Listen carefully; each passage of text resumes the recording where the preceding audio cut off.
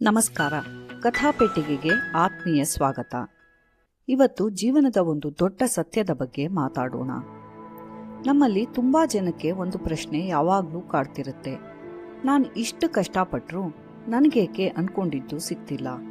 ಆದರೆ ಪಕ್ಕದ ಮನೆಯವನು ಅಷ್ಟೇನು ಕಷ್ಟಪಡ್ತಿದ್ರು ಆರಾಮಾಗಿದ್ದಾನಲ್ಲ. ಈ ಕಷ್ಟ ಮತ್ತು ಅದೃಷ್ಟ ಅಂದರೆ ನಮ್ಮ ಕರ್ಮ ಮತ್ತೆ ನಮಗೆ ಸಿಗುವ ಭಾಗ್ಯ, ಇವುಗಳ ನಡುವಿನ ಸಂಘರ್ಷವನ್ನೇ ಪಂಚತಂತ್ರ ಈ ಸೋಮಿಲಕನ ಕಥೆಯ ಮೂಲಕ ಹೇಳುತ್ತೆ. ಮಹಿಳಾ ರೋಪ್ಯದಲ್ಲಿ ಸೋಮಿಲಿಕ ಅನ್ನೋ ಒಬ್ಬ ಅದ್ಭುತ ನೇಕಾರನಿದ್ದ.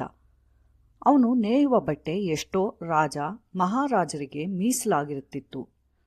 ಆದರೆ ವಿಪರ್ಯಾಸ ನೋಡಿ, ಅವನ ಹತ್ರ ಎಷ್ಟೇ ದೊಡ್ಡ ಕಲೆ ಇದ್ರೂ ಅವನು ಮಾತ್ರ ಬಡವನಾಗಿಯೇ ಉಳಿದಿದ್ದ. ಅವನ ಜೊತೆಗಿದ್ದ ಸಾಮಾನ್ಯ ನೇಕಾರರು ಸಾಧಾರಣ ಬಟ್ಟೆ ನೇಯ್ದು ದೊಡ್ಡ ಶ್ರೀಮಂತರಾಗಿದ್ರು. ಸೋಮಿಲಕನಿಗೆ ಒಂದು ದಿನ ಸಾಕಾಗಿ ಹೋಯಿತು. ತನ್ನ ಹೆಂಡತಿ ಹತ್ರ ಹೇಳ್ತಾನೆ, ಇಲ್ಲಿ ನನ್ನ ಕಲೆಗೆ ಬೆಲೆ ಇಲ್ಲ, ನನ್ನ ಕರ್ಮವೇ ಹಾಗೆ ಅನ್ಸತ್ತೆ, ನಾನು ಬೇರೆ ಊರಿಗೆ ಹೋಗಿ ಹಣ ಸಂಪಾದಿಸಿ ತರ್ತೀನಿ ಅಂತ. ಹೆಂಡತಿ ಎಷ್ಟೇ ಬೇಡ ಅಂದ್ರೂ ಹಠ ಹಿಡಿದು ವರ್ಧಮಾನಪುರಕ್ಕೆ ಪಯಣ ಬಳಸ್ತಾನೆ. 3 ವರ್ಷಗಳ ಕಾಲ ಮೈ ಮುರಿದು ಕೆಲಸ ಮಾಡಿ ಸೋಮಿಲಕ 300 ಚಿನ್ನದ ನಾಣ್ಯಗಳನ್ನು ಸಂಪಾದಿಸಿ ಮನೆಗೆ ಹೋಗುತ್ತಿದ್ದ ದಾರಿಯಲ್ಲಿ ಒಂದು ಕಾಡಿನ ಮರದ ಮೇಲೆ ಮಲಗಿದ್ದಾಗ ಅವನಿಗೆ ಒಂದು ವಿಚಿತ್ರ ಕನಸು ಬೀಳುತ್ತೆ. ಅಲ್ಲಿ 2 ವ್ಯಕ್ತಿಗಳು ಜೋರಾಗಿ ಜಗಳವಾಡ್ತಿದ್ರು. ಒಬ್ಬನ ಹೆಸರು ಕರ್ಮ, ಇನ್ನೊಬ್ಬ ಭಾಗ್ಯ. ಸೋಮಿಲಕ ತುಂಬಾ ಕಷ್ಟಪಟ್ಟಿದ್ದಾನೆ. ಇದು ಅವನ ಪರಿಶ್ರಮದ ಫಲ. ಈ ಹಣ ಅವನಿಗೆ ಸಿಗಲೇಬೇಕು. ಭಾಗ್ಯ ಹೇಳ್ತಾನೆ, ಖಂಡಿತ ಇಲ್ಲ, ಇವನ ಹಣೆ ಬರಹ ಅಥವಾ ಭಾಗ್ಯದಲ್ಲಿ ಕೇವಲ ತಿನ್ನಲು ಮತ್ತು ಉಡಲು ಬೇಕಾದಷ್ಟು ಹಣವಿದೆ. ಇವನಿಗೆ ಅತಿಯಾದ ಹಣ ಉಳಿಸಿಕೊಳ್ಳುವ ಭಾಗ್ಯವೇ ಇಲ್ಲ. ಸೋಮಿಲಕ ಎಚ್ಚರಗೊಂಡು ನೋಡಿದಾಗ ಅವನ ಹಣದ ಚೀಲ ಮಾಯವಾಗಿತ್ತು. ಸೋಲೊಪ್ಪದ ಅವನು ಮತ್ತೆ ಹೋಗಿ ಇನ್ನೊಂದು ವರ್ಷ ಕಷ್ಟಪಟ್ಟು 500 ನಾಣ್ಯ ಸಂಪಾದಿಸ್ತಾನೆ. ಆದರೆ ಏನು ಪ್ರಯೋಜನ? 2ನೇ ಬಾರಿಯೂ ಅದೇ ರೀತಿ ಹಣ ಮಾಯ ಆಗುತ್ತೆ. ಸೋಮಿಲಕ ಹತಾಶನಾಗಿದ್ದ. ಅವನ ಕಷ್ಟದ ಹಣ 2 ಬಾರಿ ಮಾಯ ಆಗಿತ್ತು. ನನ್ನ ಹಣೆ ಬರಹ ಇಷ್ಟೇನಾ ಎಂದು ಅವನು ಪ್ರಾಣ ಕಳೆದುಕೊಳ್ಳಲು ಹೋದಾಗ ಭಾಗ್ಯ ಅವನ ಮುಂದೆ ನಿಂತು ಒಂದು ಸವಾಲು ಹಾಕಿದ. ಸೋಮಿಲಕ, ಹಣ ಕೇವಲ ಅಂಕಿ ಅಂಶವಲ್ಲ, ಅದು ಒಂದು ಅನುಭವ. ನೀನು ವರ್ಧಮಾನಪುರಕ್ಕೆ ವಾಪಸ್ ಹೋಗು. ಅಲ್ಲಿ ಗುಪ್ತಧನ ಮತ್ತು ಉಪಭುಕ್ತಧನ ಅನ್ನೋ 2 ವರ್ತಕರಿದ್ದಾರೆ. ಅವರ ಬದುಕನ್ನು ಹತ್ತಿರದಿಂದ ನೋಡು. ಆಮೇಲೆ ನಿನಗೆ ಯಾವ ದಾರಿ ಬೇಕು ಅಂತ ನೀನೇ ನಿರ್ಧರಿಸು ಅಂತ ಹೇಳಿದ. ಸೋಮಿಲಕ ಮೊದಲು ಹೋದದ್ದು ಗುಪ್ತಧನನ ಮನೆಗೆ. ಹೆಸರಿಗೆ ತಕ್ಕ ಹಾಗೆ ಅವನ ಹತ್ತಿರ ಹಣ ಗುಪ್ತವಾಗಿತ್ತು. ಸೋಮಿಲಕ ಅತಿಥಿಯಾಗಿ ಹೋದಾಗ ಆ ಮನೆಯಲ್ಲಿ ಅವನಿಗೆ ಸ್ವಾಗತ ಸಿಗಲಿಲ್ಲ.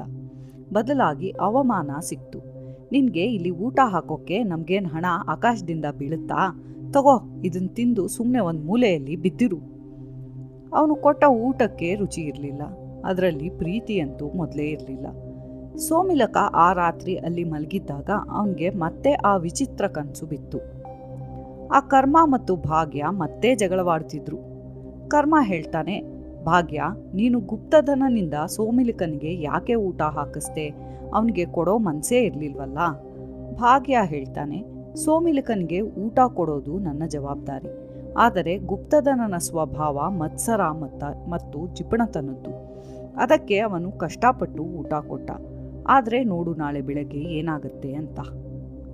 ಮರುದಿನ ಬೆಳಗ್ಗೆ ಸೋಮಿಲಕ ಎದ್ದು ನೋಡಿದಾಗ ಗುಪ್ತಧನನಿಗೆ ಭೀಕರವಾದ ಹೊಟ್ಟೆ ನೋವು ಮತ್ತು ಕಾಲ್ರ ಕಾಣಿಸ್ಕೊಂಡಿತ್ತು. ಅವನ ಹತ್ತಿರ ಕೋಟಿಗಟ್ಟಲೆ ಹಣ ಇತ್ತು. ಮನೆಯಲ್ಲಿ ತಿನ್ನಲು ಎಲ್ಲ ಇತ್ತು. ಆದರೆ ಪಾಪ ಅವನಿಗೆ ಒಂದು ಹನಿ ನೀರು ಕುಡಿಯೋಕ್ಕೂ ಭಾಗ್ಯ ಇರಲಿಲ್ಲ. ಹಣ ಅವನ ಕಣ್ಣ ಮುಂದೆ ಇತ್ತು, ಆದರೆ ಅದನ್ನು ಅನುಭವಿಸೋ ಶಕ್ತಿ ಅವನ ದೇಹಕ್ಕೆ ಇರಲಿಲ್ಲ. ಸೋಮಿಲಕನಿಗೆ ಅರ್ಥವಾಯಿತು, ಹಣವನ್ನು ಕೂಡಿಟ್ರೆ ಅದು ಕೇವಲ ಕಲ್ಲು ಮತ್ತು ಮಣ್ಣು ಅಷ್ಟೇ. ಸೋಮಿಲಕ ಅಲ್ಲಿಂದ ಹೊರಟು ಉಪಭುಕ್ತನ ಮನೆಗೆ ಹೋದ. ಅಲ್ಲಿನ ವಾತಾವರಣವೇ ಬೇರೆ ಇತ್ತು. ಉಪಭುಕ್ತಧನನ ಹತ್ರ ಅಂತಹ ದೊಡ್ಡ ಉಳಿತಾಯ ಏನೂ ಇರಲಿಲ್ಲ. ಆದರೂ ಸೋಮಿಲಕನನ್ನು ಕಂಡು ತಕ್ಷಣ ಅವನು ಓಡಿ ಬಂದು ಸ್ವಾಗತಿಸಿದ. ಬನ್ನಿ ಬನ್ನಿ, ಅತಿಥಿ ಅಂದರೆ ದೇವರಿದ್ದ ಹಾಗೆ. ಅವನು ಸೋಮಿಲಕನಿಗೆ ಅಭ್ಯಂಜನ ಮಾಡಿಸ್ದ, ಹೊಸ ಬಟ್ಟೆ ಕೊಟ್ಟ, ಸಖತ್ ಊಟ ಹಾಕ್ದ. ಸೋಮಿಲಕ ಆ ರಾತ್ರಿ ನೆಮ್ಮದಿಯಿಂದ ಮಲಗಿದ್ದಾಗ ಆ ಕನಸು ಮತ್ತೆ ಬಂತು. ಕರ್ಮ ಹೇಳ್ತಾನೆ, ಭಾಗ್ಯ, ಇವನ ಹತ್ರ ಹಣವೇ ಇರಲಿಲ್ಲ, ಸಾಲ ಮಾಡಿಯಾದರೂ ಸೋಮಿಲಕನಿಗೆ ಇಷ್ಟೊಂದು ಮರ್ಯಾದೆ ಯಾಕೆ ಕೊಡಿಸಿದ್ಯಪ್ಪ? ಭಾಗ್ಯ ಉತ್ತರಿಸ್ದ, ಇವನು ತನ್ನ ಹತ್ರ ಇರೋದನ್ನು ಹಂಚಿಕೊಳ್ಳೋ ವಿಶಾಲ ಹೃದಯದವನು. ಸೋಮಿಲಕನ ಹೊಟ್ಟೆ ತುಂಬಿಸೋದು ನನ್ನ ಕೆಲಸ. ಉಪಭುಕ್ತದನ ಅದನ್ನು ಪ್ರೀತಿಯಿಂದ ಮಾಡಿದ್ದಾನೆ. ಅದಕ್ಕೆ ನಾಳೆ ಅವನಿಗೆ ನನ್ನ ಕಡೆಯಿಂದ ಒಂದು ಉಡುಗೊರೆ ಕಾದಿದೆ. ಮರುದಿನ ಬೆಳಗ್ಗೆ ರಾಜನ ಕಡೆಯಿಂದ ಅನಿರೀಕ್ಷಿತವಾಗಿ ದೊಡ್ಡ ಮೊತ್ತದ ಹಣ ಉಪಭುಕ್ತದನನ ಮನೆಗೆ ಬಂತು. ಅಂದರೆ ಯಾರು ಹಣವನ್ನು ಸಂತೋಷಕ್ಕಾಗಿ ಮತ್ತು ಬೇರೆಯವರ ಕಲ್ಯಾಣಕ್ಕಾಗಿ ಬಳಸ್ತಾರೋ ಅವರಿಗೆ ಭಾಗ್ಯ ಮತ್ತೆ ಮತ್ತೆ ಒಲಿದು ಬರುತ್ತೆ. ಸೋಮಿಲಕನಿಗೆ ಆವಾಗ ಒಂದು ವಿಷಯ ಅರ್ಥ ಆಗತ್ತೆ. ಹಣ ಎಷ್ಟಿದೆ ಅನ್ನೋದು ಮುಖ್ಯ ಅಲ್ಲ, ಆ ಹಣವನ್ನು ನಾವು ಹೇಗೆ ಅನುಭವಿಸುತ್ತೇವೆ ಮತ್ತು 4 ಜನಕ್ಕೆ ಹೇಗೆ ಉಪಯೋಗ ಆಗ್ತೀವಿ ಅನ್ನೋದೇ ಮುಖ್ಯ. ಅವನು ಉಪಭುಕ್ತದನನ ಜೀವನ ಶೈಲಿಯನ್ನೇ ಆರಿಸಿಕೊಳ್ತಾನೆ. ಆ ಕ್ಷಣದಿಂದ ಅವನಿಗೆ ಹಣದ ಕೊರತೆ ಆಗಲೇ ಇಲ್ಲ. ಜೀವನವು ನೆಮ್ಮದಿಯಿಂದ ಕೂಡಿತ್ತು. ಈ ಕಥೆಯಿಂದ ನಾವು ಕಲಿಯಬೇಕಾದ್ದು ಇಷ್ಟೇ: ಕರ್ಮ ನಿಮ್ಮ ಕೆಲಸ, ಪ್ರಯತ್ನ ಮಾಡುವುದು ನಮ್ಮ ಕೈಲಿದೆ. ಆದರೆ ಫಲ ಎಷ್ಟಿರಬೇಕು ಅನ್ನೋದು ಭಾಗ್ಯಕ್ಕೆ ಬಿಟ್ಟಿದ್ದು. ತೃಪ್ತಿಯೇ ದೊಡ್ಡ ಭಾಗ್ಯ. ಹಣವನ್ನು ಬರೀ ಕೂಡಿಟ್ರೆ ಅದು ಕಲ್ಲಿಗೆ ಸಮ. ಅದನ್ನು ಸಂಭ್ರಮಿಸಲು ಕಲಿತವನೇ ನಿಜವಾದ ಶ್ರೀಮಂತ. ಜೀವನದಲ್ಲಿ ಬರೀ ಹಣದ ಹಿಂದೆ ಓಡಿ ನೆಮ್ಮದಿ ಕಳೆದುಕೋಬೇಡಿ. ನಿಮ್ಮ ಕರ್ಮ ಸರಿಯಾಗಿದ್ದರೆ ನಿಮ್ಮ ಭಾಗ್ಯ ನಿಮ್ಮನ್ನು ಹುಡುಕಿಕೊಂಡು ಬಂದೇ ಬರುತ್ತೆ. ಇದು ಕಥಾಪೆಟ್ಟಿಗೆಯ ಇವತ್ತಿನ ಕತೆ. ನಿಮ್ಮ ಜೀವನವೂ ತೃಪ್ತಿಯಿಂದ ಕೂಡಿರಲಿ. ಮುಂದಿನ ಕಥೆಯವರೆಗೆ ನಮಸ್ಕಾರ.